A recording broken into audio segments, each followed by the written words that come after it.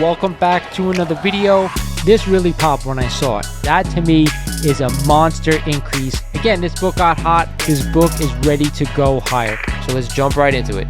We are back today with another statue review from Diamond Select Toys. Without further ado, let's get into the review.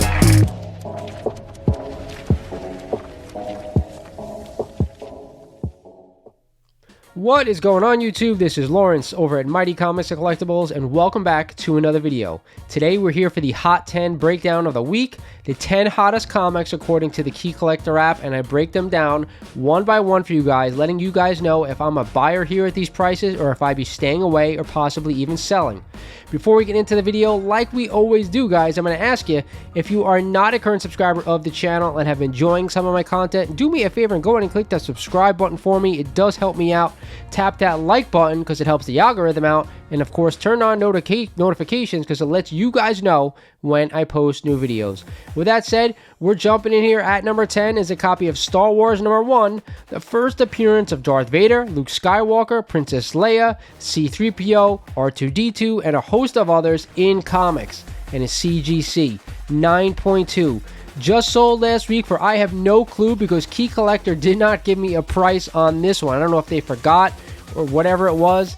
Either way, they told me that it was an increase of 17% over last year's average. Now, the one thing I noticed about this week's list is there were not a lot of new highs on the list. There were a lot of new highs over the average of last year, so keep that in mind with the rest of this list. As for the book, Star Wars number 1, I think it's an awesome key. You guys know I don't collect the modern Star Wars books. However, these original books from the Bronze or Copper Age, whatever age this book is from, I am a buyer of this book. However, for the money that this book is going for right now, I am not spending that kind of money. I want to hold off on this one, and hopefully it will drop back down to a level where I'm more comfortable picking it up. However, if you're a staunch Star Wars fan out there, if you don't own this book yet and you want to spend the money, be my guest. At number 9 this week is a copy of Amazing Spider-Man number 46, the first appearance of the Shocker. I am shocked to finally see this book on this list. And of course, a CGC 9.0, just sold last week for $1,860, up 22% since 2021. This book is seriously getting some love right now at high grade, and I'm really surprised because this book hasn't gone anywhere for the most part over the past couple of years. You guys know I am a staunch Amazing Spider-Man collector. I love this book, but I'm nowhere near spending $2,000 for a copy of the first appearance of the Shocker. I want to pick this book up in low grade or on a 4.0. I'll pick it up. But other than that, I'm probably staying away because I'm not sure how much this book is going to go up in the near term. The long term, if you want to buy it, if you want to keep this book in your collection, I'm all for it. If you haven't bought this book by now, I mean, I don't know what else to tell you. I picked up a copy for $50 a couple of years back, and I think it's a 3540 copy. Right now, I think it's too much money, but regardless, it's a book I want to hold for the long term. I don't think monetarily wise it's going to go up any more in value. It's just a book I want in my collection. At number 8 this week is a copy of Amazing Spider-Man number 41 and the first appearance of the Rhino. Talk about an undervalued key. In this book, a CGC 9.0, just sold last week for $4,440, up 11% since August. This is probably one of my undervalued videos somewhere that I did at some point. This book hasn't gotten the love that it has deserved for the past, 50 to 60 years that this book has been around. I don't know why. I always say because nobody really cares about the Rhino and his character. He's somewhat of a goof in the comics, and and from my recollection in all the cartoons that he's in, he is like a dope. But regardless, he's still a main Amazing Spider-Man villain in my opinion. This book deserves to go a lot higher. Am I a buyer of this book? You guys know I am. I love Amazing Spider-Man. I'm not spending $5,000 on a copy, but hey, I think I have a nice 4.5 or 4.0 copy signed by John Romita. I picked up for under $1,000, I think. So yes, I'm a buyer if you can find the right grade. I do think Silver Age Amazing Spider-Man is the way to be. Just don't try to break the bank on these not huge keys, all right? At number 7 this week is a copy of Shazam number 28, the second appearance of Black Adam. On Shazam being super hot right now with The Rock taking on the role of Black Adam. We just got that trailer last week, and a CGC 9.2. Just sold last week for $1,155, up 20% since last year's average. Again, another average sale increase. Am I a buyer of this book? I think if you bought this book originally when they announced that The Rock was going to take on this role, you probably did very well. Now that we've finally got that first trailer, it's time to be unloading it. So no, I would not be buying this book right now. The Rock is going to kill it. This movie will be pretty good. But again, with the character the way it is and with the bump that we've already gotten in this book, I'd rather not buy it right now.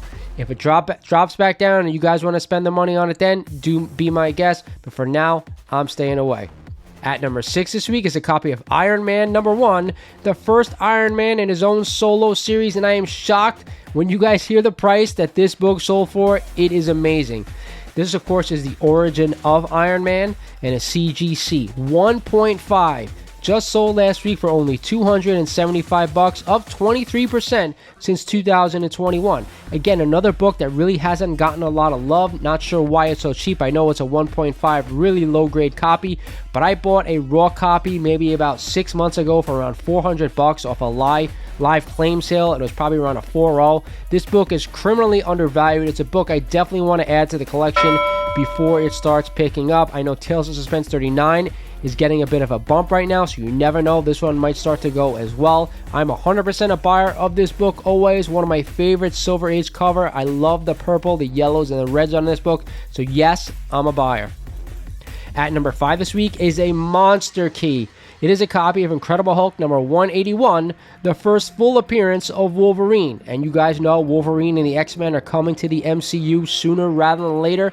And a CGC 9.4. Take a seat, just sold for $19,500, up 2% over last year's average. Another average sale. We have a 2% increase on that.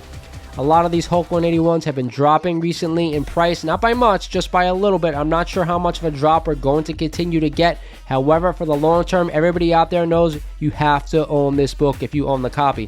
For me, for my personal collecting, I want to pick up this book with the Marvel stamp, so make sure you get it. We don't want an incomplete copy. And now that CGC is switching over to no notes on the label, be careful if you want to buy this book that it has that stamp. It is very important, guys. But yes, you guys know you have to own this one if you can afford to add it to your collection. I'd rather stick to around a 4.0 and higher if you can, but if you pick up any grade, as long as it's complete, you guys cannot argue. At number 4 this week is a copy of Marvel Spotlight number 5, one of my favorite books going on right now, and it's CGC 7.0. Just sold last week for $3,100, up 5% over last year's average. Another average sale. You guys, if you watch my channel religiously, I've been screaming at you for the better part of a year and a half. Pick this book up while you can. It is still cheap.